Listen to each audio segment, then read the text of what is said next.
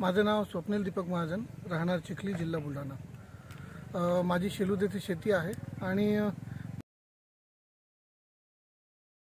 मला बुलढाणा येथील जे पीक आणि हवामान खातं आहे त्या खात्यामार्फत दर मंगळवारी आणि शुक्रवारी हा हवामानाचा अंदाज मिळतो। त्या हवामानाच्या अंदाजावर मी माझं संपूर्ण हप्त्याचं जे पिकाचं नियोजन आहे, शेतीमध्ये मशागत करण्याचं नियोजन आहे, पीक जेव्हा कापणीस येतं तेव्हा कापणी असू द्या, साठवणूक असू द्या, त्याच्याकरता मला खूप मोलाचा असा फायदा त्या सगळ्या गोष्टींचा होतो। त्याकरिता बुलढाणा येथील हवामान खात्याचे खूप खूप धन्यवाद।